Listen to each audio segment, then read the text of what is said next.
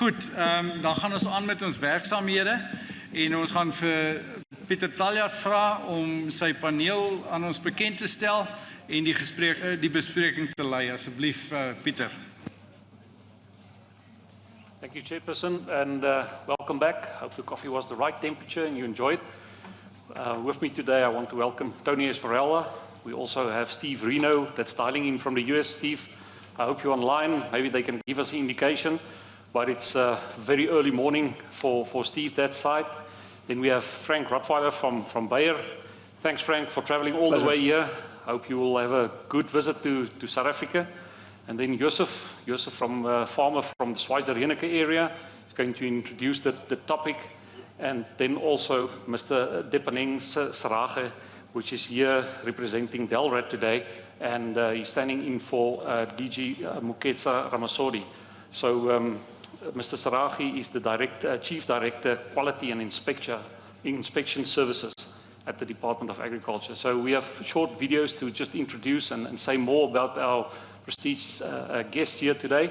So let's play that. Thanks, Brand Republic. The crop protection and seed panel members are representing Grain SA, Yusuf du Plessis, Executive Member; Bayer Crop Science, Frank Rottweiler, Global Corn Strategy and Portfolio Lead for Europe, Middle East, Africa and Asia Pacific; Department of Agriculture, Land Reform and Rural Development, Muketsa Ramasodi, Director General; Corteva AgriScience, Steve Reno, President, Global Seed Business Platform, and Tony Esmeraldo, Business Director, Southern Africa.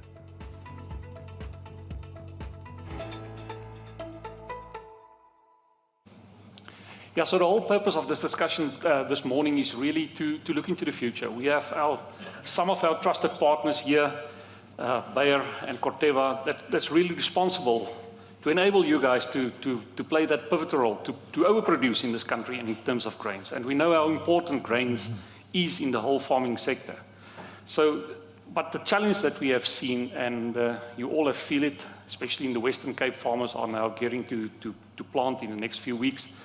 If we look at fertilizer cost, which will be the discussion later this afternoon, if you look at fuel, which is also driven by economic forces on the back of the South African rand, we've seen increase of 40% in fuel prices.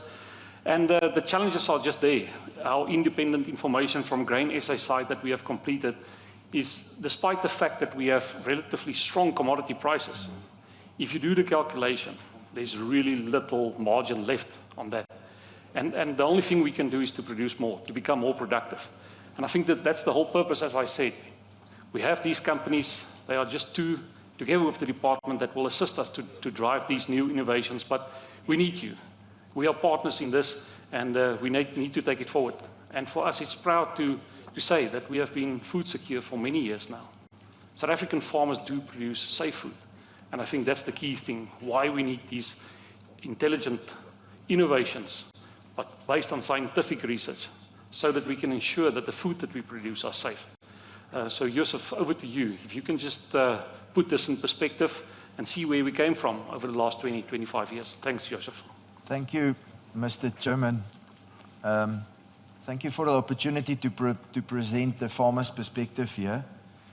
Ek is gevra om hierdie voorlegging in Engels te doen, terwille van ons gaste, internasionale gaste. Ek hoop my Engels hou, ek hoop het raak nie op voor hierdie voor ons beste. Ladies and gentlemen, to start off, I would like to say Dwight D. Eisenhower, who was President of the United States from 1952 to 1960, but himself a Kansas farm boy, he said once, when he was president, farming looks mighty easy when your plow is a pencil and you're 1,000 miles from the cornfield. Now, each of us that are here knows this exactly is also true in South Africa for us in this day. Farming may look easy if you focus on the success stories of South African agriculture, but I can assure you it's very challenging to farm here in South Africa. We have a difficult and unstable climate with periodic droughts alternated by flooding, and this is all exacerbated by climate change. We have to contend with crumbling infrastructure such as road, rail, harbors, and electricity supply that increases the cost of doing business and makes it more difficult. We also have rampant levels of crime, civil unrest, and at farm level, we have a price-cost squeeze where production costs go up more than the farm gate prices for our farm produce. There's presently no support from government for commercial farmers in South Africa. There's no safety net, and there's no comprehensive insurance scheme for agriculture. We all know the risks are very high. Under difficult circumstances, maybe just a little bit more about the price-cost squeeze. In this graph, you'll see the bottom line, the blue line, is the increase in maize price, the maize price index. All the inputs, fertilizer, seed, machinery, diesel, you can see have increased much more over the years than the maize price have increased. This one specifically looks in terms of maize seed in comparison to our maize price farmers receive. You can see how the gap is opening up, how much more expensive maize seed is becoming in terms of an index. This is one of the most popular wheat kilos. The 2022 price is not even there. If it's there, you will see how much this cost price squeeze makes things difficult for us. But I must say, under difficult circumstances, especially since 1995, when the support structures for commercial farmers disappeared and the marketing system changed to a fully free market, many grain farmers went out of business.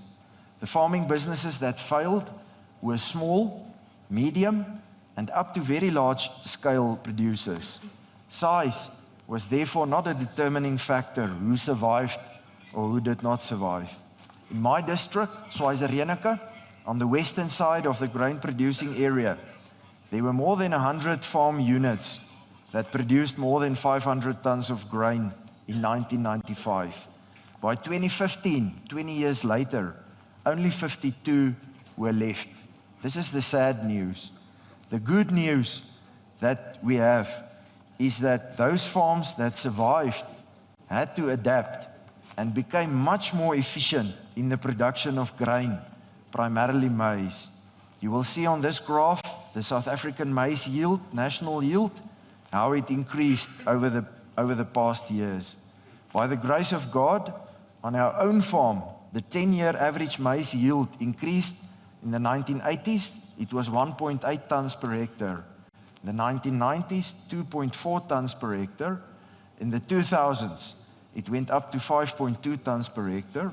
And the past 10 years, it was 5.9 tons per hectare. Much the same correlation as over the whole country. This increase in yields and productivity came primarily from the implementation of new technology in farming practices, more productive inputs, better genetics, biotechnology, and the use of agrochemicals such as glyphosate. Farming in South Africa feels like running on a treadmill, and each season this treadmill gets set one click faster, and you have to keep up, otherwise you fall off. And this means we have to continuously improve yields and productivity on our farms. We have to do more with less. We have to be better than the seasons before. Otherwise, we won't survive financially. This explains why the South African farmers are of the quickest adopters of new technology in the world. Much of this technology, like better genetics, biotechnology, and agrochemicals, are scale neutral. Grain South Africa has demonstrated through the successes of their farmer development program that from the smallest farmer to the largest farmer, all can benefit equally from the adoption of this new technology. To farm profitable brings for us the ability to compete internationally. It brings long-term sustainability, and it brings, very important, food security for our country. Without making a profit, no farm can survive in the free market environment. And soon, agricultural production will go down, and with that will come food shortages. With maize, the free market system we currently have we as South African maize farmers have to compete with the best maize farmers in the world. Some of them who operate in regions with much more suitable climate, and others in countries with comprehensive assistance from their governments. The price, the maize price or any grain price a farmer receives here is determined by the world price in rand. If we have a shortage, not enough for the country's needs, it is the world price plus the cost of transporting the grain to inland centers. This is called import parity. When we have a surplus, too much what we need in the country, we have to export, and then the market determines the price at the world price, less the cost of exporting the grain to the end user. This is what we call export parity. In this graph, you can see the big difference in our country between having enough, the blue line at the bottom, export parity, and not having enough, need to import parity. The difference is about 2,000 rands per ton if you look at that graph. Now, ladies and gentlemen, for the past 10 seasons, we were net exporters of maize for 8 seasons, earning valuable foreign currency for our country, but also selling our maize at export parity.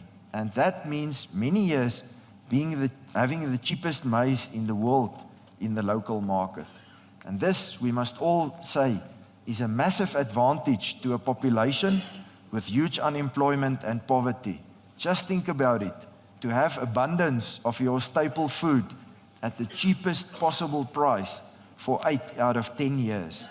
Here's a comparison between our price, current price, and the world price. You can see South African maize is cheaper than the world price is.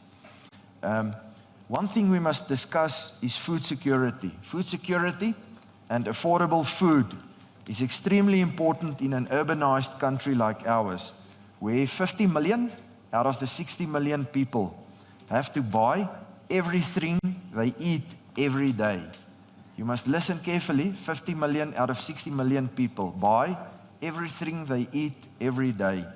Furthermore, we have a rapid growing population. Some estimates are putting our population at 100 to 120 million people in 2050. This means an additional 40 to 60 million people that we will need to provide for in 28 years' time. This means, ladies and gentlemen, we'll have to produce much more than we currently do to feed our nation. This means there is no time to waste. We shall need to constantly increase agricultural production, and we will need to gain momentum. Remember, electricity supply once upon a time, many years ago, in this country was adequate, but today we are suffering from so-called load shedding. Ladies and gentlemen, it is us, the grain producers, the input suppliers, the agricultural value chain, and the government that needs to form a partnership to work together, to find win-win solutions, to make sure that we as farmers stay competitive and sustainable, and that we can increase production so that agriculture and our country can prosper. South Africa must maintain food security so that one day, in the not-so-distant future, we won't have to do food shedding. Innovation and the adoption of the relevant technology will be the driver of better yields that we are going to need to feed our nation. Many of us in this hall have studied at the University of the Free State, and many of you will recall the inscription on the front of the agricultural faculty. But before I get there, perhaps just a bit more for the panel. What we need is a partnership between stakeholders. We need science-based policies by our regulator. We need consistent, timeous, reliable regulatory process for products that come in. We need faster availability and approval of new technology and genetics. We need creative solutions to counter the high costs of biotech and genetics. And I hope we can discuss this now. To end off, I'd just like to say, in front of the Agricultural Faculty of the Free State, there's this inscription in Afrikaans. I've translated it to English. It says, a nation that cares for its agriculture, cares for its future. May that be so for us, here and now and the years to come. I thank you, Chairman.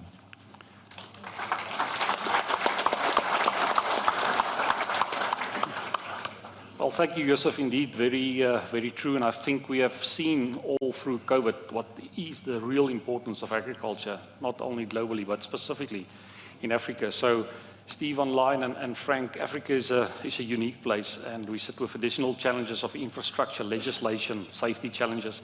And on top of this, we also sit with political pressure in terms of economic uncertainty, which is really complicates the situation. Joseph, thank you for sketching this picture there. But when you refer to the Free State, in my first year, we still had the privilege to be taught in our mother tongue in Afrikaans. And one of our professors in Ag Econ, he told the well-known phenomenon of the cost-price squeeze.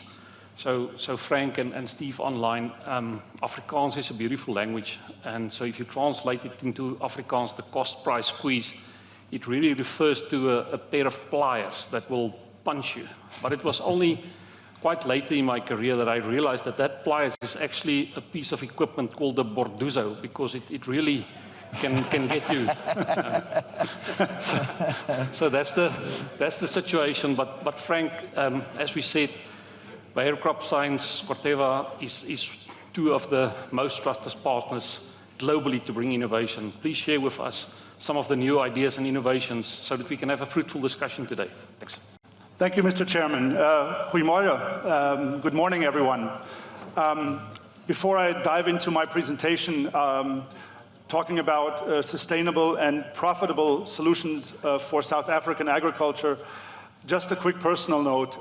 This is my 4th or 5th visit to this beautiful and fantastic country, and one of the reasons why it's never too long and too tedious to come here is the passion that I always experience in the agricultural community. It starts with our customers, these fantastic farmers and members of Grain SA sitting in this room. It expands through the regulatory system, and of course also involves our industry. And I see us really in this game together. And I think, Joseph, the message is clearly taken and clearly understood, and I hope that the information I have to share with you actually addresses some of the very severe challenges. And I think everybody in this room can be extremely proud of what you've achieved, especially during this past season. It was quite a convincing and impressive video that I saw. So congratulations to Grain SA and your members before I start. Thank you, Frank. Looking a little bit at sustainability at crop science and the challenges we face, and I think you can relate to all of them here in South Africa. A growing population, expecting 2.2 billion additional people on the planet by 2050. Joseph mentioned 40 to 60 million of them coming in this country, resulting in a 50% higher demand for food and feed requirements.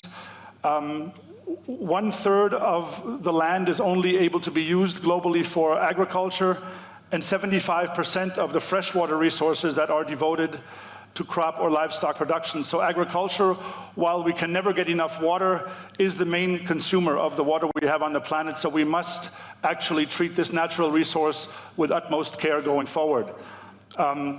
17% harvest lost by increasing climate changes, and 20% loss in arable land per capita between 2016 and the outlook for 2050.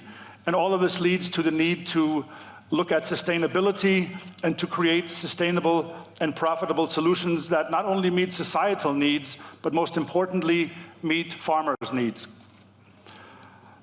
We translate these global challenges that you see on the left, and I won't repeat them, I've just taken you through them in a more quantitative manner, into priorities within our company. And as you can see on this slide, we're working both on the input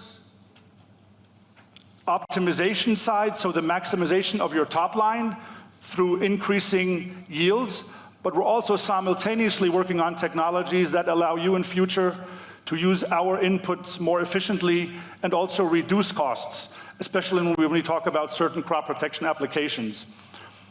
higher yielding disease-resistant seeds. I think everybody can relate to that, especially in the area of maize, that hopefully will allow the South African farmers with disease issues to reduce their crop protection applications on these specific hybrids. Biotech traits was mentioned as a key technology going forward, and crop protection.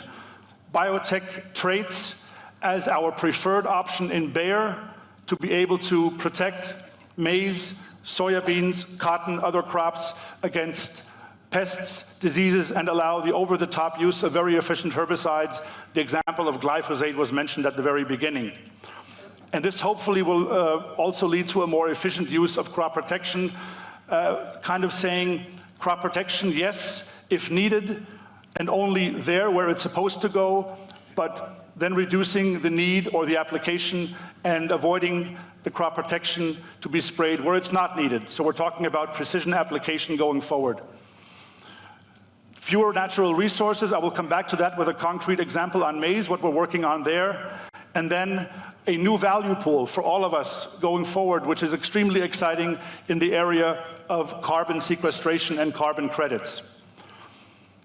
This slide on sustainability, I'd like to focus specifically on the second point. We at Bayer are a company that is very, very, very focused on listening to the farmer's perspective when we talk about sustainable solutions.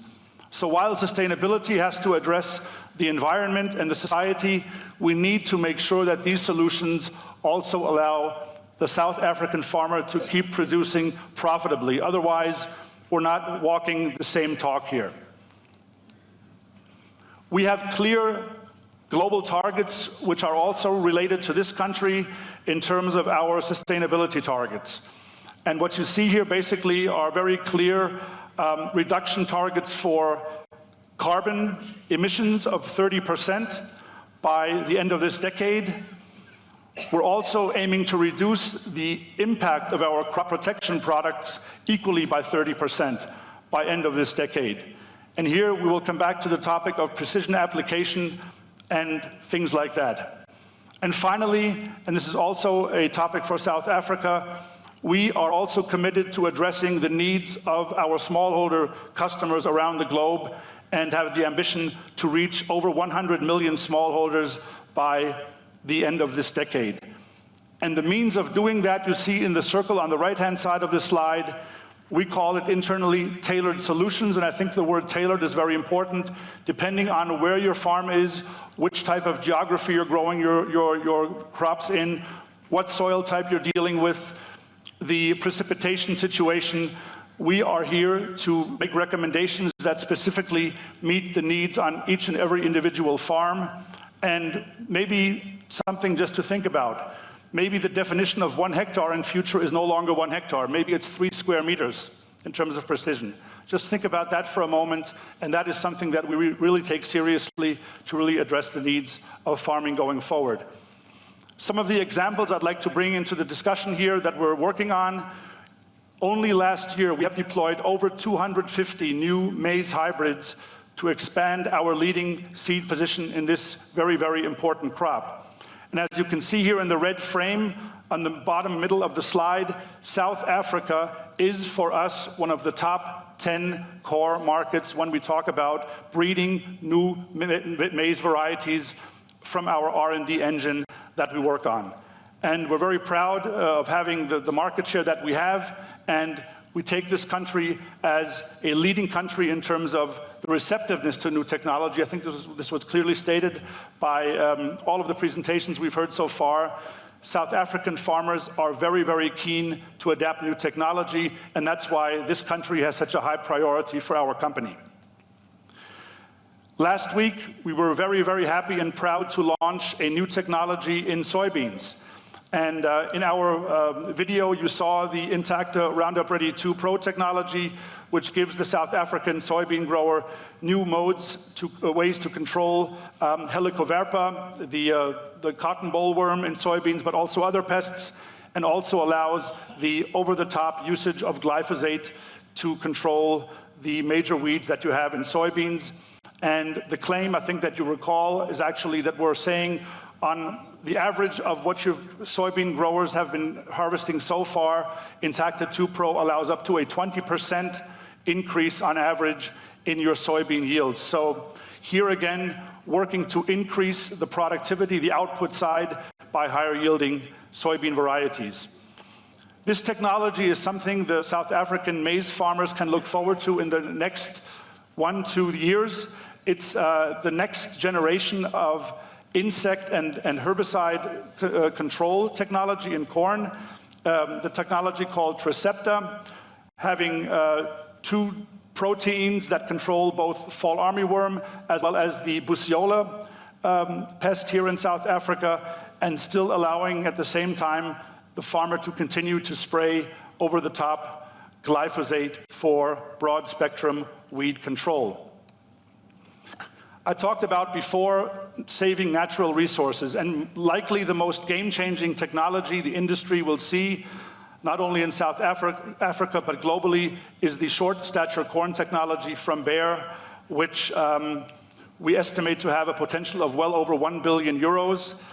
This technology is not immediately around the corner, but I can promise you, well within this decade, South African farmers will see the day of light of this innovative shorter corn hybrids that allow both extended in-season application of crop protection products. A good example is the late-season application of fungicides, which then can be done with normal spray equipment. But even more importantly, the cost squeeze that you are experiencing with nitrogen, with this technology allows you to split your nitrogen application into an early application and followed by a later application at the 5 or 6 leaf stage of maize, to allow the crop to receive the vitamin injection that it needs at the right time to optimize your output. So this is really a technology that will allow you both to maintain your yield as well as to optimize the use of inputs and hopefully alleviate the cost squeeze in your maize production going forward. And maybe just relating to another aspect of 2 of the technologies I just mentioned with relation to that new value pool in carbon sequestration. The Intacta Roundup Ready 2 Pro soybean system is able to reduce greenhouse gas emissions that are equivalent to 3.3 million automobiles globally. The short stature corn technology I mentioned on my last slide is able to not only produce higher yields and reduced crop loss, especially if you can imagine very, very erratic storms and high wind velocities, but it also enables the precision use of crop protection products and nutrients like nitrogen, which result in less input. And also, a final aspect on short-statured corn, early indications are telling us that the root system is actually developing itself in a quicker, more rapid way than traditional corn. And we're hopefully going to be able to see that short-statured corn is able to be grown in areas with less water availability. Coming towards the end of my presentation here, the digital aspect, I think you saw the very impressive video on the Climate Field View platform that basically is going to support our inputs to allow you to not only document what you're doing, but also track the success of what you're using in terms of technology. And one of those climate projects that we're working on is the precision application of herbicides based on weed detection, and that will definitely be able to reduce the amount of herbicides sprayed on a field from a blanket application to a very targeted application on your individual weeds. Danke, and thank you very much for listening.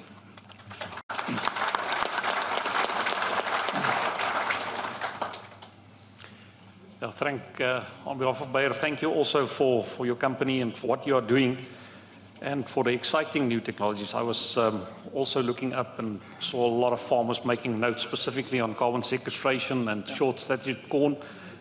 Definitely looking forward to those new inventions. So we're going to cross over now to a video that will be played from Steve Reno, but maybe Brand Republic, you can just give us an indication. Is Steve online? Is he joined in? Maybe you can just say hello to the Congress. Good morning, Steve. How are you? Thank you for joining Good so early. morning. Yes, it's Where are great you? to be here. Thanks a lot. Thank you. Thank you likewise. We're going to play your video now, but you're online, and just after your presentation, we will go over to our department, DELRAD, Department of Agriculture, and after that, we will have an open session for discussions. Thanks, Brand Republic.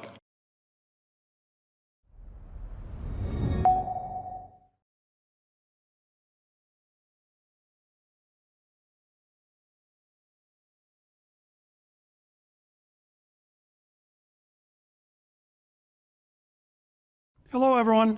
I'm Steve Reno, president of Corteva's Global Seed Business Platform. I'm coming to you from the United States in our Global Seed Business Center in Johnston, Iowa. I'd like to thank President Derek Matthews and CEO Peter Talliard for the opportunity to address the farmers and the members today. I wish I could be there in person, but with travel restriction, that was not an option. So we decided to be on the safe side that we do a video just in case we had any technical challenges. I am excited to participate in the live Q&A later with Tony Esmeraldo. I'd like to start out by thanking all of you. Thank you for being innovators in grain production. Thank you for demonstrating to the farmers around the world what is possible when you use those technologies available to you. And thank you for your commitment to efficient, sustainable production. Corteva is committed to bringing innovations to the market to keep you competitive. We know you need seed products not only with high yield, but with strong agronomics. And that starts with our research and development teams. Our researchers strive to be the best at designing, discovering, and developing innovations that create value for farmers and deliver consumer benefits in a sustainable fashion. We start with Corteva's collection of unique germplasm that allows higher production with fewer resources, while also resisting disease, pest, and the extreme weather that you have on your farms. Corteva has more than 90 years of germplasm expertise, and we're proud to have built the largest and most robust germplasm portfolio in the world for key crops like maize, soybeans, and sunflowers. Our elite germplasm is a differentiator for all of you. In addition to our farmer benefits, seeds with higher yield potential also have environmental benefits as well. When seed products perform at a higher level, less arable land is needed to meet the rising food needs of a growing population. And the acres saved by the higher productivity can help bolster farm income, protect fragile and uncultivated land, and help meet food security goals. But germplasm alone is not enough. Corteva is dedicated to a multi-crop approach. In key regions like yours, we have researchers at several locations in South Africa that are breeding for products you need and are working with our local agronomists to make sure those products perform on your local conditions, on your local farms. And we're investing in new breeding methods to ensure that our scientists have the tools they need to build our genetic gain for the trajectory for years to come. And those are prediction-based breeding, marker-assisted selection, predictive analytics, digital phenotyping, double haploid, and CRISPR technology are just a few of those breeding tools that we use to deliver the products you need to maximize productivity by combining genetics, statistics, engineering, and analytic principles. We have built a powerful breeding system that can be applied to all crops in South Africa. Corteva is proud to have launched PowerCore Maize in 2021. PowerCore contains new insect trait technology that helps protect plants from two of the most serious insects in South Africa, maize stalk borer and spotted maize stem borer. PowerCore Maize contains a Bt gene that is stacked with 3 modes of action against above-ground pests. The multiple modes of action help reduce the potential for insect resistance, helping to ensure trait durability for years to come. You'll find the PowerCore trait in Corteva's elite germplasm in the Pioneer and the Pinar seed brands. Bred and tested in South Africa, where our researchers also prioritize agronomics like stress tolerance that are important for your local growing conditions. And next in our maize pipeline, our scientists are working hard on new, novel, and proprietary maize products with broad spectrum insect control for South Africa pests. And you will experience the Enlist weed control system which is going to help you unlock superior weed control by planting maize and soybeans with Enlist trait.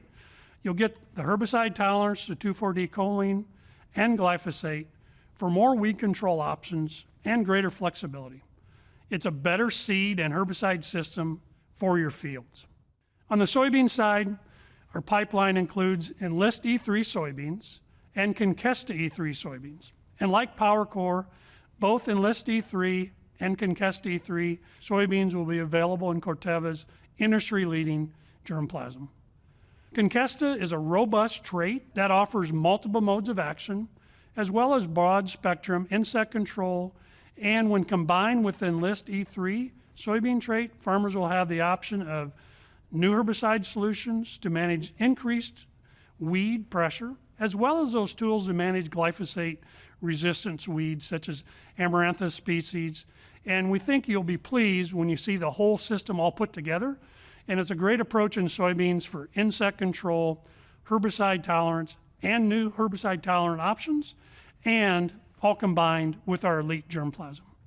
And we test this locally also, just like we do our corn, and anticipate bringing these products to market in a few years, pending herbicide registration, regulatory authorization for local cultivation, and completion of field testing.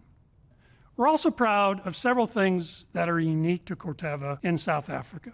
We have 2 leading seed brands with Pioneer and Pinar that offer you the seeds that you want. Our seed production and supply chain processes are just one example of how we champion for our farmers and deliver high quality seeds to you. And last but not least, we bring seeds, we bring crop protection, we bring seed applied technologies and digital solutions that we believe that integrated approach is going to help you maximize productivity on your farms. Before I wrap up, I'd like to thank the staff at Grain South Africa. On behalf of everyone at Corteva, we really do appreciate the partnership. Thank you for advocating for farmers in South Africa. Corteva is a pure play agriculture company. We're investing in agriculture and we're investing in South Africa because you understand the value of technology, you're very quick adopters of the technology, and you prove how it works on your farms. An area of emphasis for our company is growth outside of North America, and we believe the South Africa market is a key factor for growth for our company. So thank you again for having me here today, and thank you for showing the world how adopting technology can help you increase productivity in a sustainable manner, ensuring progress for generations to come. Thank you very much and have a good day.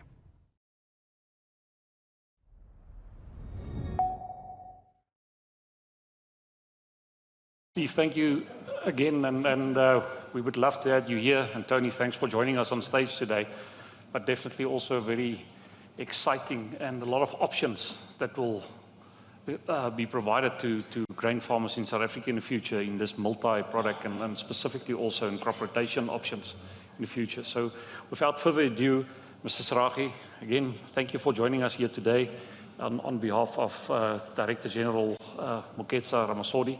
We would love to have him here, but we know he's a busy man. There's huge responsibilities on his shoulder, and please, you have an opportunity also to address, and thereafter we can open the floor for some discussions. Thank you very much, program facilitator. And I know it's been a long day, so I'm going to be very short, but we're proud to be here because we had to make sure we know that it is an undisputed fact that of the food security challenge that the country faces, grain becomes an integral part. Grain in its all different formations, so we know that this is very important. Today we're coming here as part of the regulatory environment, but in this specific case, as you'd have seen in the program, Act 36 of 1947. This is a 75-year-old legislation that unfortunately we are still using to regulate the environment. And you can see why you then have challenges that you're already having. You can see that why you would have the industry worrying about the bottlenecks, the policy uncertainty and all of that. But I can assure you sitting here today that we've begun a process of reviewing and to simplify, separating the act, which at the current moment, one act is responsible for pesticides, feeds, fertilizers, and stock remedy just in one and with one registrar.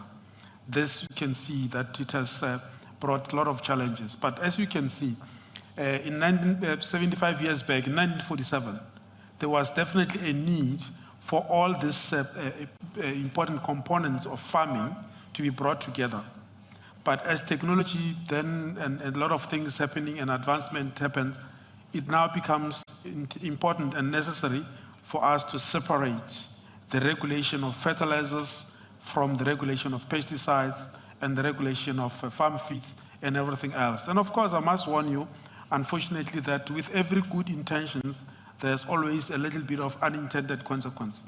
Because at the moment, a farmer can talk to the same registrar about fertilizers and about pesticides and about registration of feed, while if can take care of all the challenges on his farm at the same time. With the separation later on, it would mean one registrar for feeds, another registrar, another office for fertilizer, another office for pesticides, and all of those. But because we are already, just as a comfort, we're already aware of the challenges that this separation might bring. We already are making sure that there shouldn't be really many challenges. The industry, especially grain industry, has already engaged the department and DG Director General specifically about the slow pace of registration, about the bottlenecks, and about the delays that the industry has been facing for over some time. And I'm glad to announce today here that this new department that has merged, we are in a new department, has set aside 6.5 million rand just on the filling of vacancies that have been a problem. Thank you. So this is not a plan, it's already an action because we've got 6.5 million rand specifically earmarked for filling of vacancies, and we've started the process already. And we hope by December this year, we'd have all the technical advisors for all different fields filled. And so that will make our the life of the industry much easier. And additional to that, we've had the plight of the industry. We've appointed 16 external evaluators, external experts. This makes it easier for us so that when there's a new product to be evaluated, or there's an application, we can easily have within a phone call away, 16 other external evaluators who have become part of the process, so to make sure that we have a quicker decision making. So these are not plans anymore. These are actions that are unfolding. The 16 external experts are already in the employ of the department, of course, on a consultant basis, but they are available. They have dedicated their time. And most of these are experts that have already worked with industry, are known to the industry, and are also familiar with the nature of farming in South Africa. I always say farming in South Africa is different from anywhere else. So they're already aware of the situation that we're facing.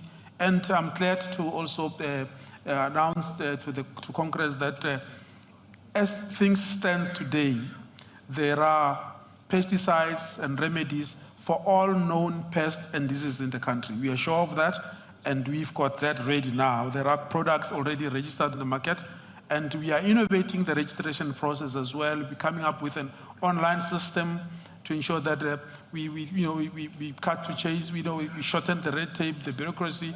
So we're going to have an online system rolling out. We've already started the process of rolling out that registration. So we're going to have that done quicker. By the end of this year, we should be able to have that system in motion. So this is one of the ways of ensuring that farmers concentrate on farming, not on the paperwork, the administration, all of that. That should be just form less than 10% of their worry on a day-to-day basis. So I must also inform the Congress that the registrar is here with us today, Mr. Maluta Mzunga is here.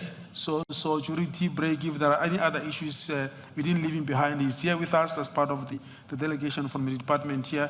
Yeah, and other things I think are easier when we talk to address two questions that are posed. But without wasting time, thank you very much, facilitator in the program.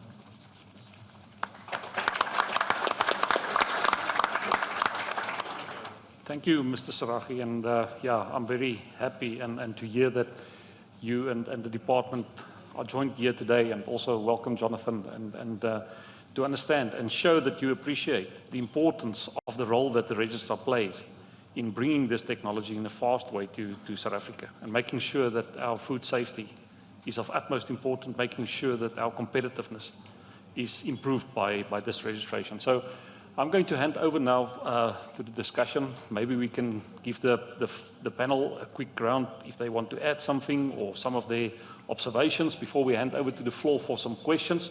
So please get your questions ready. There will be a roaming mic. There are some mics placed around the floor at strategic areas. You're welcome to stand up. Just also say who you are, which region you are from. So I really would like to invite all the farmers, all the delegates, as well as all our guests to ask questions to the panel members. But maybe just a quick round. Tony, from your side, please.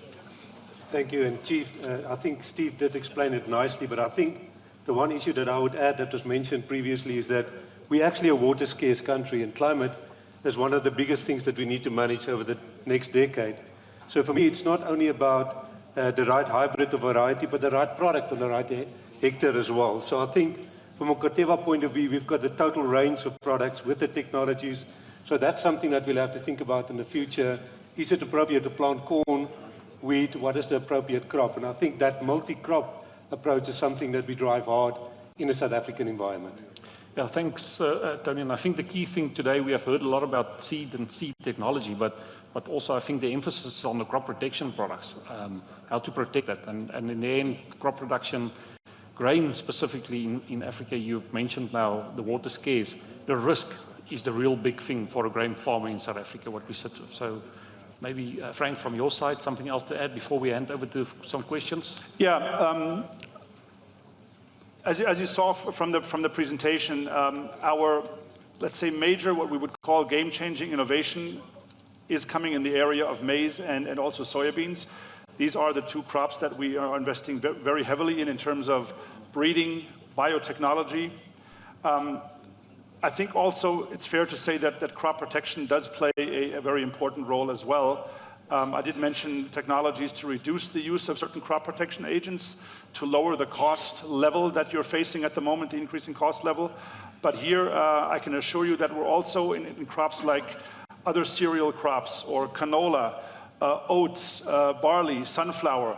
We are very diligently working on what we call life cycle management, which means basically taking what we have available, either in our own portfolio or also collaborating within the industry to access other molecules, mixing and matching them in a different way.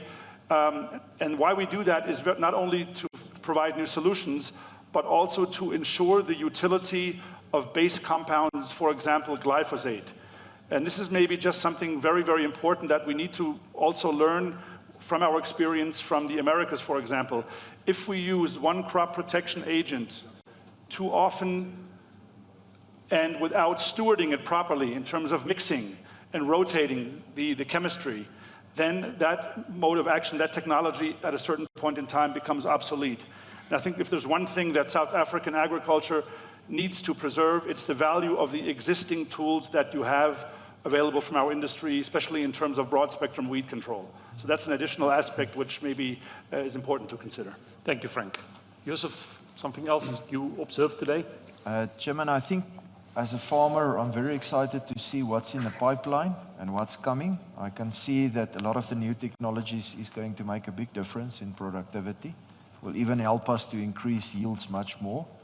But I'm cautious about the cost of some of those technologies, and we have to be very sensitive to see if they are really profitable.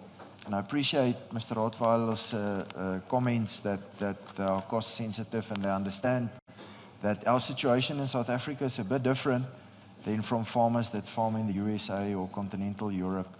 And we'll have to go and sit down and think about innovative ways how we can bring that technology on a win-win situation. So, but I'm sure we'll find each other and we'll be able to implement them profitably for us, because it doesn't help we bring technology, but it's not profitable, it's too expensive for us to implement here. But I'm sure we'll find each other. And then for Mr. Sarahi, I'm very excited to hear the changes you are making there. We hope through what we've said here that you realize how important role the Department of Agriculture plays. If you look at what happened in the country the past 20 years, agriculture is actually a shining light.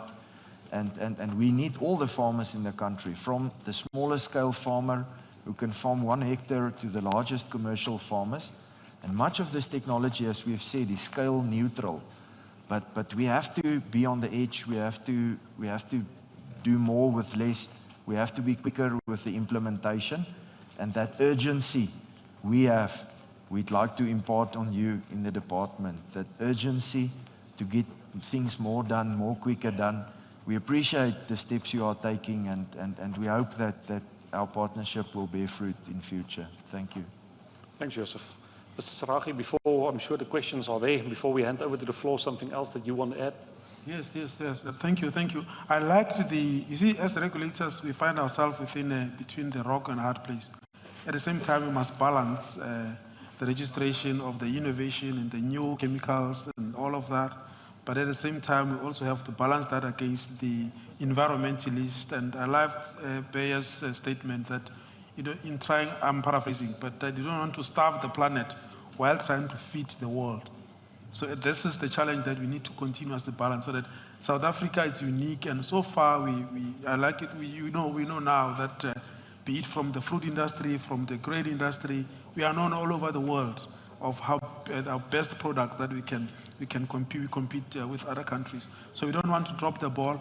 While we innovate, we just have to be responsible at the same time. And lastly from us, I can assure you that the days of regulators sitting in Pretoria in the offices and doing papers is over. We now want to be with you. That's why we left everything today to come and be here. DG would have loved to be here. So call on us and don't, instead of having challenges and mourning amongst yourselves, let us know of your challenges before they become big challenges, so that we can together solve. The days of industry taking us to court are over. We shouldn't even get to that. We are here. We go in the 16 panelists we appointed. None of them are lawyers, because you see no need. We're going to collaborate with you. Let us know. Our details are all over, are known to you. That's why we brought even Mr. Mzunga, the registrar, and I'm available. DGs every day when there's challenges. Let's know about them, and we'll come to where you are. Thank you.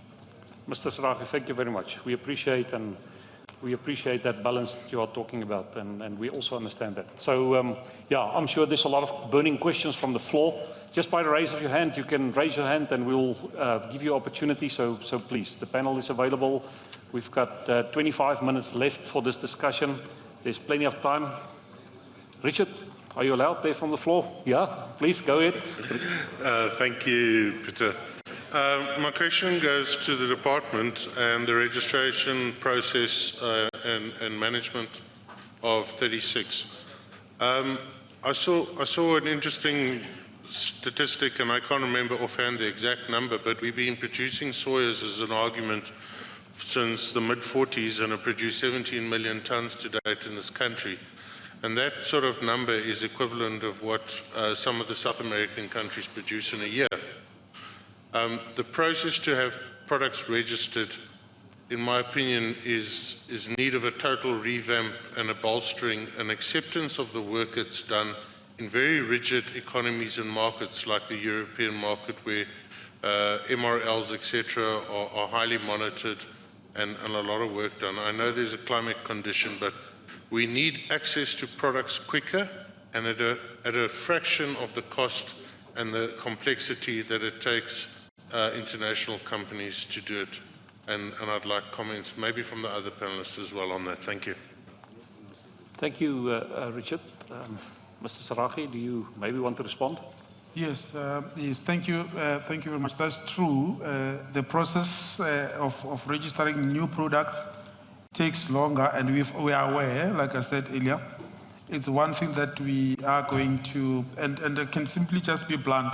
It used to be almost okay, and then mergers of government happened.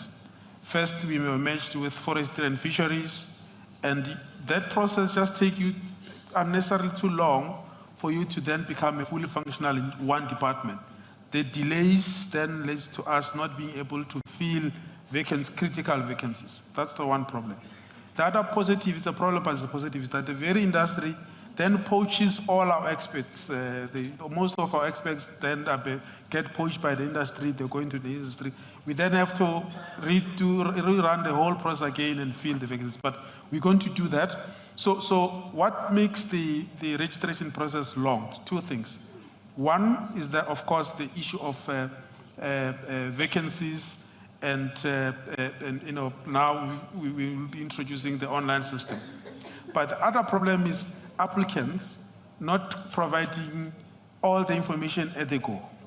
Because in order for us to register a product, we don't just quickly register because of the urgent need, unless in the event of an emergency, like we would have seen with the fall armyworm registration. We were very quick because we knew, and the industry came on board, and quickly we could register that quicker. But that's not how things should be done if it's not an emergency. We need all the information available, all the technical information must be available, and we test that. And some of this registration have to happen over more than one season. So that takes time by itself. But I understand as a farmer, you want, or as a business, agribusiness, you want registration to happen yesterday. Unfortunately, some have to take time. So the earlier you start with the process, the better. And also coming to us, engaging us earlier in the process will help. But I understand the challenge. It's one challenge that we are taking home. We're going to ensure that we streamline. And also one of the things that we're going to be doing this year is to have awareness. We realize from the incorrect applications that there's more that we need to do in the form of making awareness, coming to your meetings, coming to your congresses, just being there for us to not be able to answer questions. But yes, we understand the plight, and we're going to ensure that we fasten the process. Thank you. Thanks. Frank? Maybe just to add from an R&D perspective, what we're doing and what we've changed in order to facilitate let's say, the speed of approving our submissions for new agrochemical products, but also the probability of them eventually being approved. Our internal screening process is now very, very rigid in terms of toxicological and ecotoxicological studies at a very, very, very early stage of development. So what we basically do is that we discard many times very efficacious products if we very early have the notion that they are either environmentally or from a human tox perspective not able to be registered, taking into consideration the requirements of the registering country. So this will hopefully result in the quality of our submissions increasing and hopefully facilitating the speed and the work of the regulatory bodies around the world, including South Africa. Thank you, Frank. I've seen also you are all welcome on Twitter, hashtag GSA Congress 2022. Please post your tweets there or tweet something there. You are welcome. We also have people dialing in on YouTube. But Steve, you're online. Please also indicate if you have something to add. I can't from this position see if you have a question, so somebody can just indicate. But let's go back to the floor. If there's any more questions from the floor, please just raise your hand and say who you are. Peter, Steve was online, if you want to give him a chance. Yeah, thanks, Steve. Chris, we'll take your question now, and then we'll go over. Steve, you're welcome.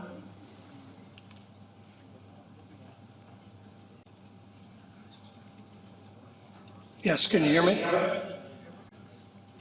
Yes. Yeah, the only thing add comment there is, I think we also have to take the consumer into account and what the consumer is going to want us to bring to market, along with the regulatory things, I think is going to be extremely important in the future. Thank you, Steve. Chris Quinwinkel, you're welcome. Thanks, Chair.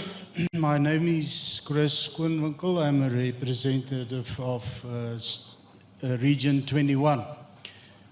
The question which I'd like to ask is, the mother company provides us with seed on the farm. And we as producers do like it to receive the whole package which they provide. And what I'm referring to now is the chemical side of it. I would like to ask the question, and I know it's a difficult question at this stage. We buy chemicals through second, third, fourth, fifth party representatives. We would like to buy these chemicals from the mother company. I don't know if you follow me now, but we would like to buy the chemicals directly. What is your response to this? Thank you. Thanks, Chris, for that direct question. So you will give it to Steve. Tony, can I use it closest? Can I pass the ball to you? I think I should pass it to Steve and see if he can answer it. So I think that question is asked quite often by farmers. Why can't they buy directly from Corteva as well? So obviously at the moment, our go-to-market is through strategic partners. But that doesn't mean we cannot package looking at a seed product and an appropriate chemical and get that onto farm through the same channel as well. So there's certainly different things that you need to look at.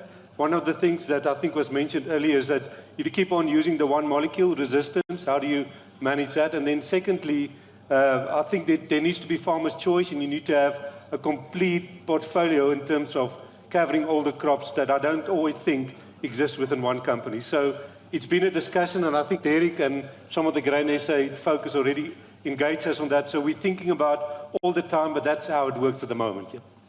Before we go to Steve online for his reaction, Frank, from your side, any other opportunities, any other models that you see elsewhere in the world working? Yes, thank you for the question.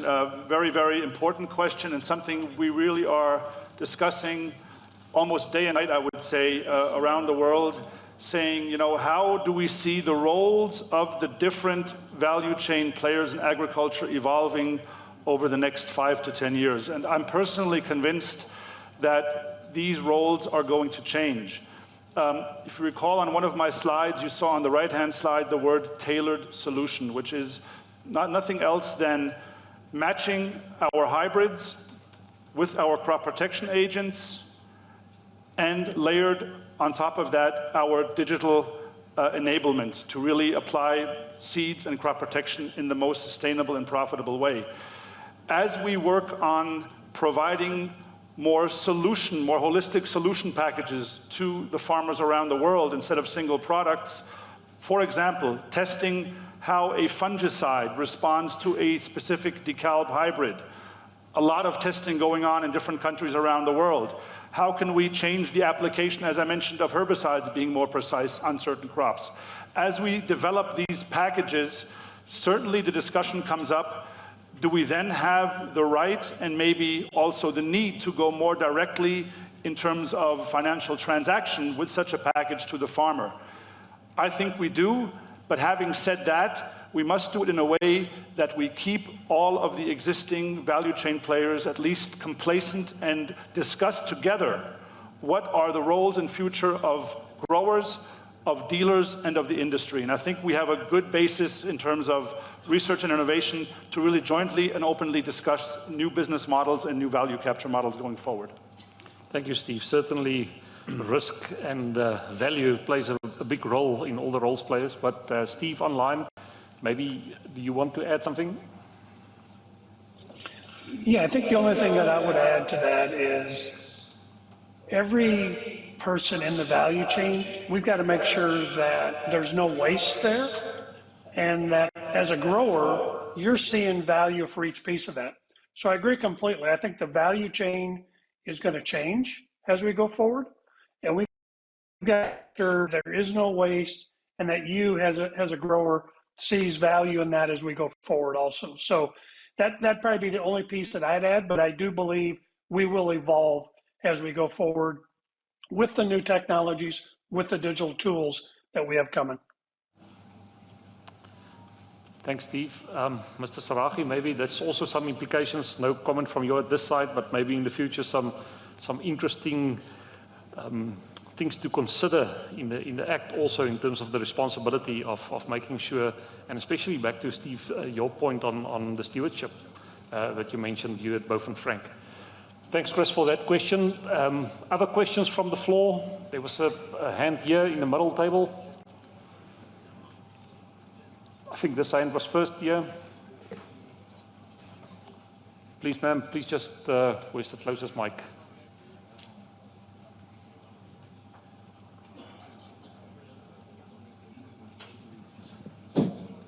Thank you, Chairperson. Thank you, everybody. My name is Maleshwane Mokwezi. I'm from Ventersdorp in the Northwest. My question is for Ndate Serage. Ndate Serage, I might be out of line, but I think it will help. As you know that today everything went up, diesel and petrol went up, so it affects everything. The inputs are so expensive. We don't know what's going to happen to or during the next planting season. How about the government meet us, the farmers, halfway concerning the fertilizer? That's my only plea, that one. Thank you.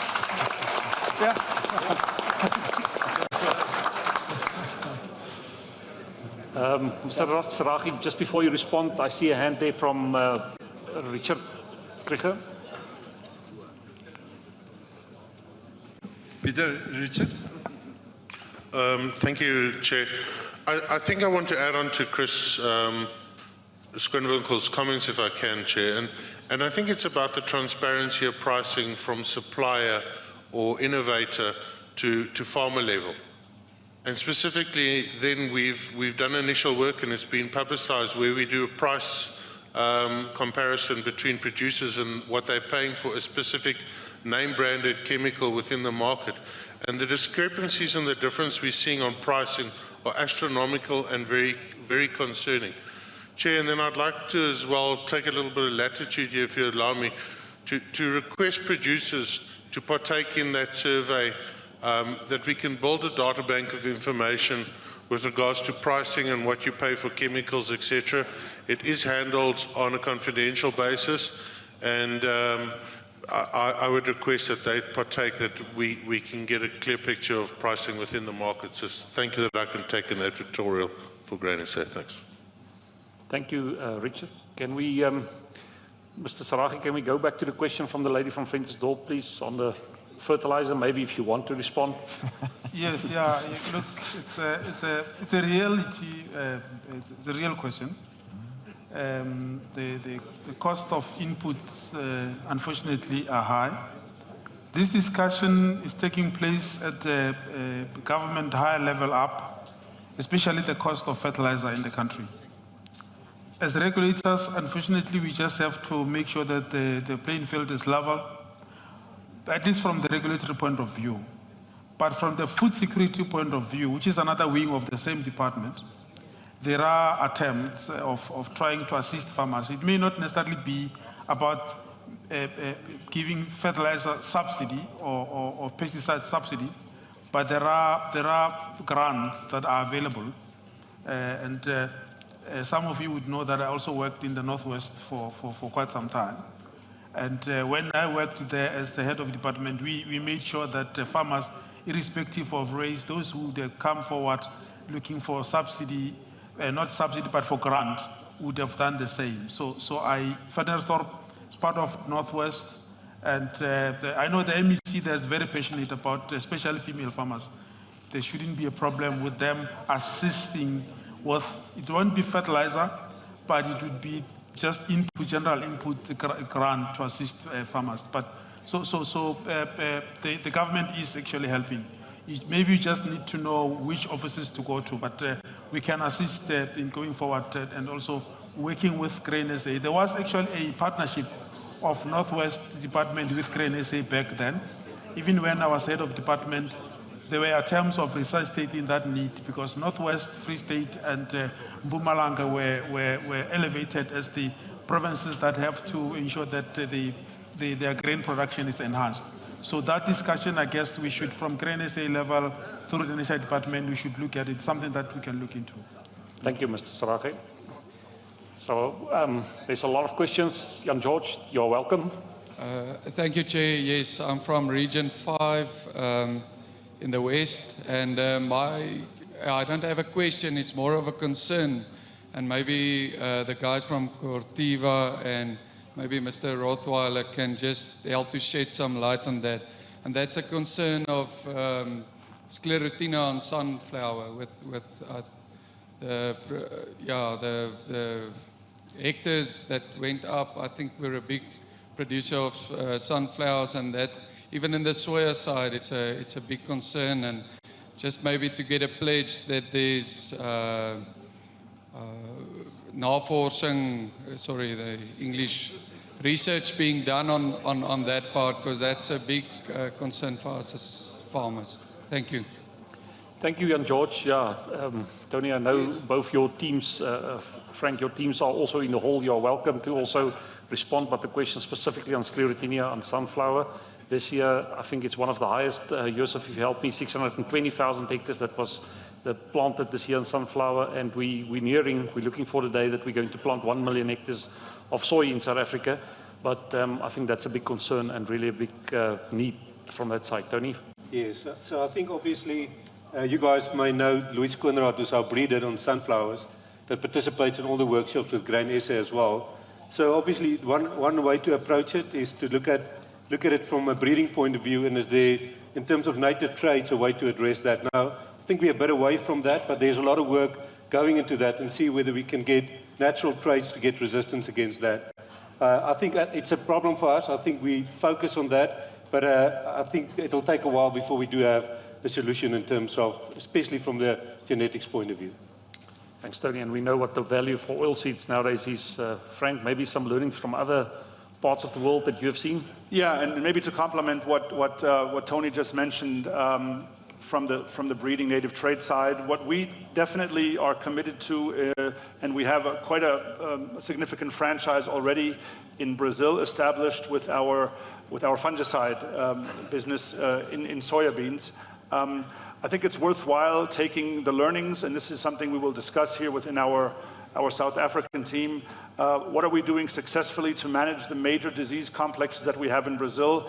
And can we take some of those fungicides that we have, the learnings that we've established from that market, and really ideally fast track those registrations to get a solution against things like sclerotinia. Sunflower, the same. We wouldn't now have a global breeding activity for sunflowers, but we do again have the opportunity to label extend what we're doing in other crops in terms of disease applications or fungicide applications to a crop like sunflower. So from our side, more on the crop protection side, we would be looking for solutions there. Let's just go back to Steve online. Steve, do you want to add something? Yeah, I think the only thing I would add is what Tony and I think Frank said well, is that we got to make sure that it is probably a holistic approach. It'll be native traits, but we've also got to leverage what we're learning from other parts of the world from a crop protection standpoint and be able to combine those two together. And as we get further advanced in digital tools, I think they can help us also. So I look at it, we're coming at it from several angles, from a native trait, from a crop protection standpoint, and then leveraging digital tools as we go forward. But, you know, sunflowers is an extremely important crop for us. And, you know, we've got to leverage, though, our learnings from other crops around the world to help us there. Thank you, Steve. Derek, before you go, yeah, please, Derek Matthews. Peter, yeah, a question perhaps to our partners, the multinational companies, and then after that, a second one, if I may, to our department. To the multinational, you know, we talk about mitigating risks. Most of your presentations were about how you assist us as farmers to be more efficient, to cut out risks, whether it's weed control, whether it's insect control, whether it's disease control. But there's a risk that comes like a thief in the night in the South African market, and we never talk about it. And this goes to the relationship, the international relationship that we have, the global economy within which we work. It's the exchange rate risk. So often as farmers, we are confronted with extreme price increases as a result of exchange rate. What, if anything, are you as companies doing to mitigate an exchange rate risk in the offering that you make? Because we as farmers are simply, I mean, we're confronted with it all the time, and we do what we can. We hedge out our prices, but we're exposed in that. So that's the question to the multinational companies. Do you do anything to hedge out exchange rate risk in your offering that you make to us? Frank, maybe you, the first opportunity here.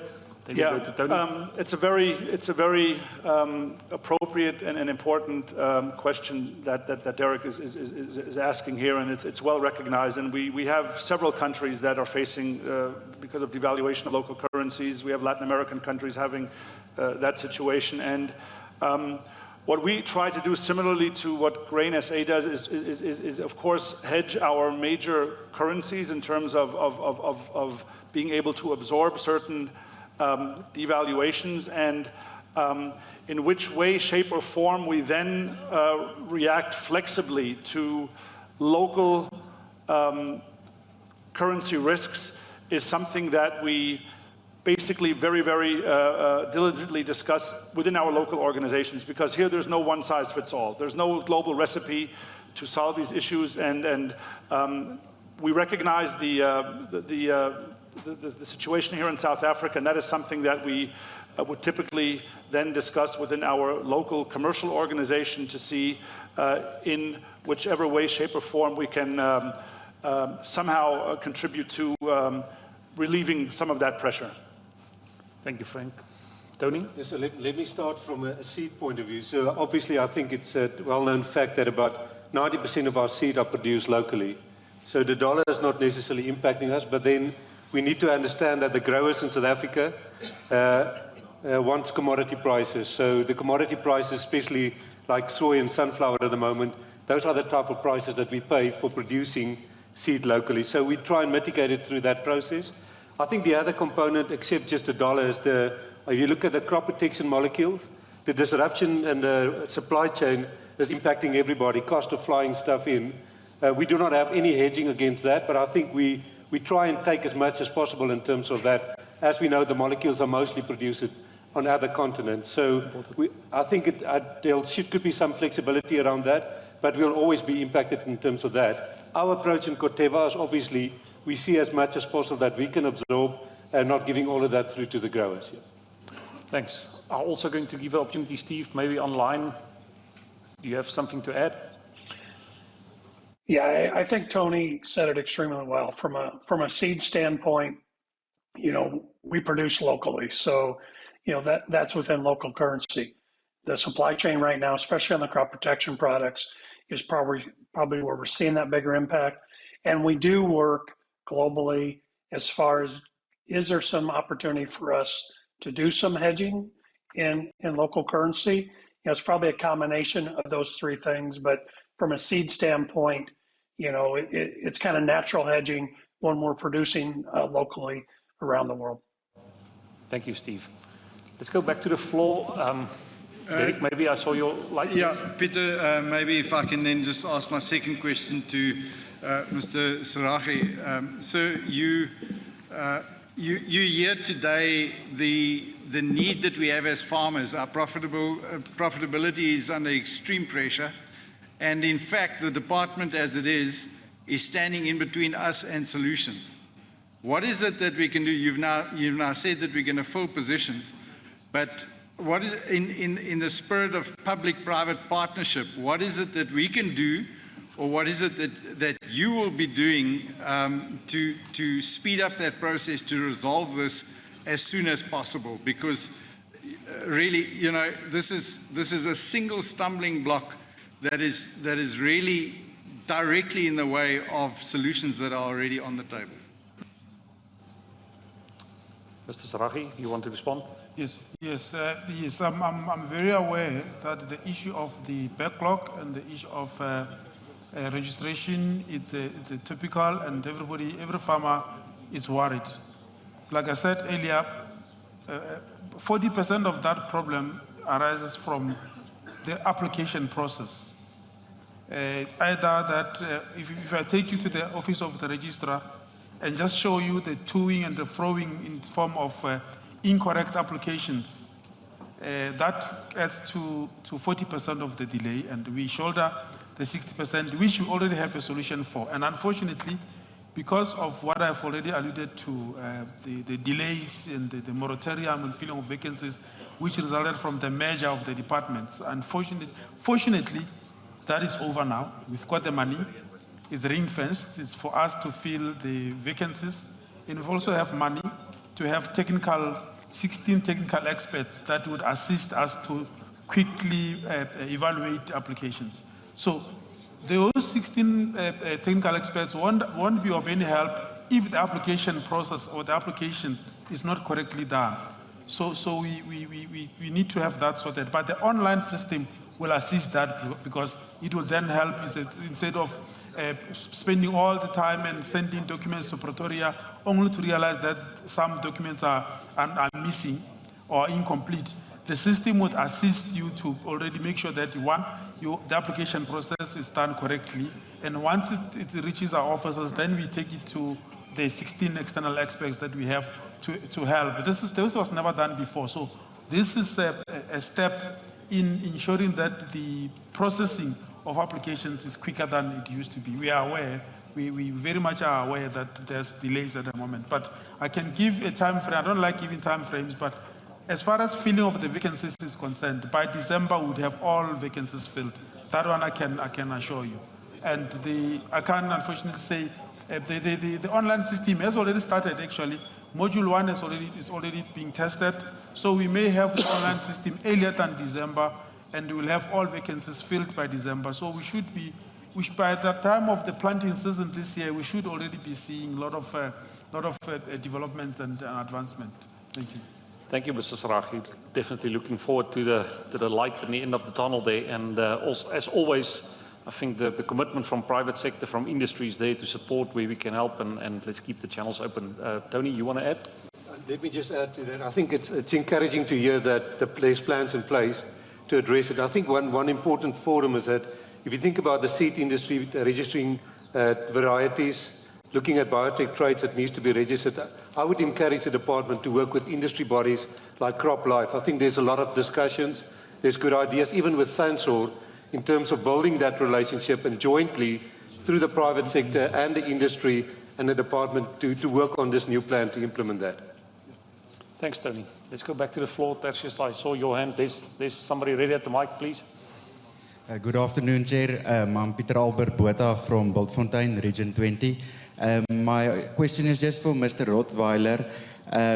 Regarding glyphosate, I know that there's been a lot of questions regarding cancer and the lawsuits that you guys faced in America, and we as farmers became quite reliant on it, and I just want to know what's the worries regarding it, if there's any new products that you might think, and what would that be on the grain passport and the master plan, if there's questions on the safety of glyphosate, because not that we want to have questions regarding it, but thank you very much, sir. Kobus, I see while you lined up, let's go for that question and we'll handle them together. Thanks. Yes, I'm Kobus Grobbelaar from Streek 24. I would like to know, region, sorry. I would like to know if maybe because you can give us a lot of discount if we buy seed, you pay early or the amount, but maybe if you can also put in if farmer only buys Bayer's crop or Corteva for the smaller farmers that only can buy or only buys one company's seed to give him extra discount because he can't buy the large amounts. And the second question, we pay for the technology on the seeds, but maybe I'm wrong, but do we pay less if the technology gets older? So if we pay Roundup Ready this year, say 200 rands, next year we can pay only 150, or it's just a question, I don't know, because it's older technology, can we pay less per year, or does it stay the high amount because US have showed us the price of seed versus the maize price is growing out of each other, and so if you can pay less for the older technology, maybe it can maybe shrink a bit. So thank you. Thanks, Cobus. Frank, maybe the first question on the glyphosate, well bespoken, well communicated also in South Africa, but maybe some of the latest news from your side. Yes, so I think to summarize the question, what is the future of glyphosate? Do we see any risk of anything happening to the molecule here based on what's going on the legal side in the US, if I correctly understood the question? So what we've basically done is, number one, we are not giving up on this legal situation in the US because scientifically speaking, there is no risk of cancer development if the farmer, the customer, the end user applies glyphosate according to the registered label, which is also printed on each and every liter and jug of glyphosate that we sell. That said, the US legal system is challenging us at the moment, as I think everybody is aware of. And the proof of what I'm saying that we're not giving up on this is simply that we've taken this to the Supreme Court, to the highest jurisdiction in Washington, D.C. We're hoping that the Supreme Court will, within the next 3-4 months, come back with a decision to take over the final jurisdiction on glyphosate from the federal, which means state jurisdictions from which we are getting these allegations. And if that is the case, we legally see a very, very big opportunity to get this litigation topic off of the table. Even if that does not happen, you can be assured that we will continue to fight our cause, and we are confident that this chemical is amongst the, in italics, safest of all chemicals that are globally sold. So with the hope that local registration authorities continue to apply a science-based approval system, we're confident that this molecule will stay in South Africa. The bigger risk, and I mentioned it before in one of my additional statements, is please steward that chemistry properly by doing proper crop rotations, by doing proper mode of action rotations when you look at your herbicide strategy.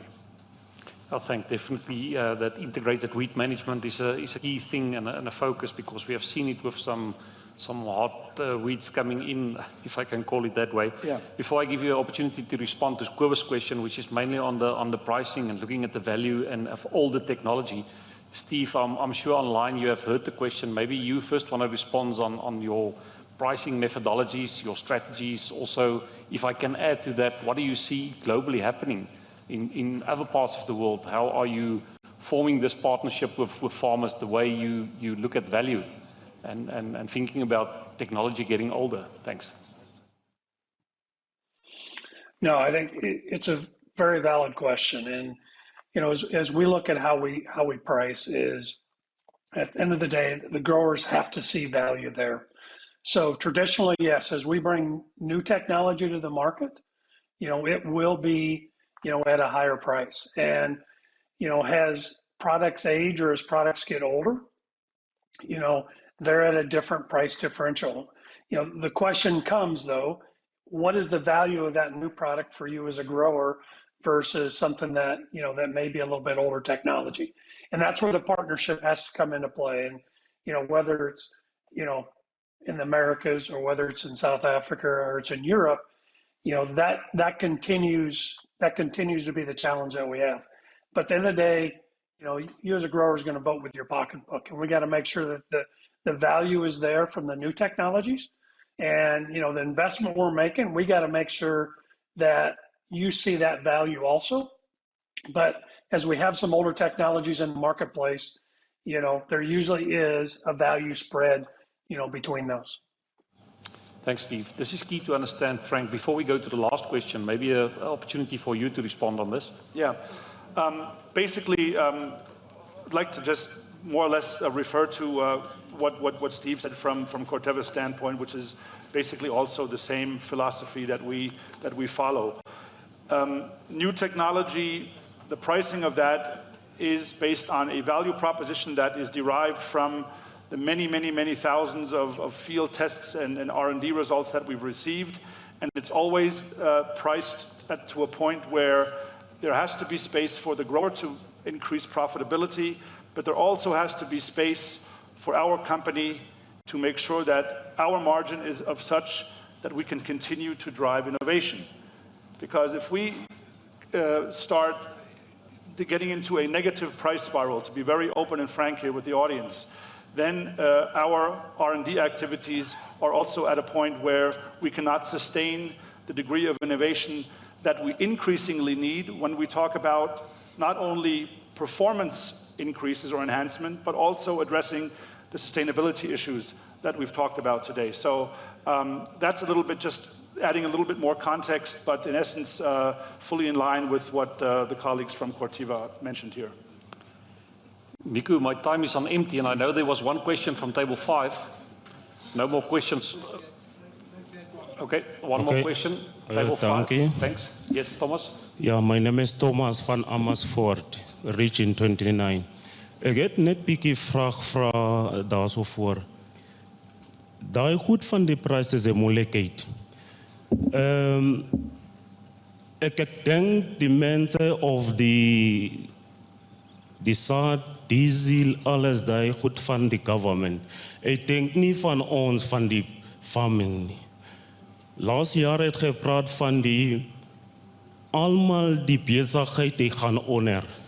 Die government gee iets almal van die mense van die besigheid, maar van die farming gee niks van ons nie. Nou ek hoor ek moet om die register, die grant sal hom uitgee, wie daai die grant kan hom kry. Hy vat die grant, hy gee die smallholder van 1 hectare, dan hy verkoop hom. Van daai groot farming, hy waarom nie van dit nie. Hoekom hy vat nie daai grant nie, hy gooi van daai goed van die sand, hy vat daai geld van die kunsmis, dan ons weet almal van die besigheid van die boere, ons gaan saam van die government. Maar daai klein project, hy kry iets by government. Ons groot die farming, ons kry fokol. Dank u.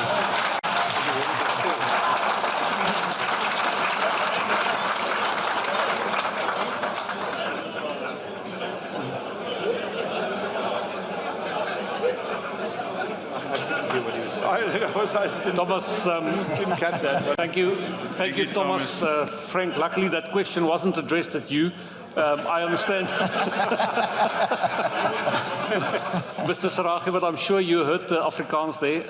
Maybe a last minute to respond there and say, but I'm sure, Frank, Tony, Steve online, there's a big contingency of Western Cape cereal growers here, and they have been very quiet. But be sure, afterwards, this afternoon and tonight, they will be there with the questions. So, but maybe a last opportunity to respond, Mr. Saragi. Thank you. It's really, he's right. That's why the presidential stimulus package program was stopped halfway, because the government has to try and uplift the smaller subsistence farming, but at the same time, it looks like it neglects the commercial farmer. But this is because an assumption which is wrong was made that at least the commercial farmers might have access to other financial instruments in the market and all of that. My advice here is, because you are part of Grain SA, do not keep quiet when these things happen. Approach government. I so loved that I would have loved that DG is here to hear, because this has been a concern that you don't have enough money. Remember, with the COVID relief, it was about 1.2 billion. But because it was cut, spread into finer amounts, you wouldn't see the impact. So his question is, why couldn't government at least go to those who are commercial and smallholder and try and assist them so that they can get uplifted? But it's a valid, genuine question. My advice, I will answer it in an advice that please, much as you are organized, please approach government. There's this chapter, lastly for me, I know we are almost, time is up. There's this tendency of the commercial farming sector to group themselves away from where discussions are happening. Please change that. Please go to where government, start raising that question early on and say, we are aware that there's 1.2 billion, where are we in this 1.2? Start from Grain SA. I appeal to you, start making that necessary noise. Thank you. Thank you, Mr. Sarachi. Derek, can I hand over to you, and let's give a round of applause for the panel members. Thank you, Peter. We've run 4 minutes over time, but I think the last 4 minutes were the most valuable 4 minutes of the whole discussion. That's where the tacky eats the tar, and it's the truth. Farmers. I want to then express my appreciation to all the panel members. First of all, to Yusuf for stating the farmers' case so succinctly, so clearly, and we all need to understand exactly where we come from. To our the multinational companies as partners, we want to put the challenge to you this: we want your technology, we need your technology, we just need to be able to afford your technology. And then to the department.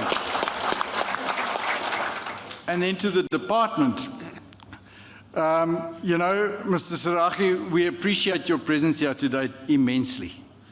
We're disappointed that the DG couldn't attend. We take our business extremely seriously, and we would like you to convey the message that we expect our Department of Agriculture and the departments with which we do also to take us very seriously. We need to find the solutions together.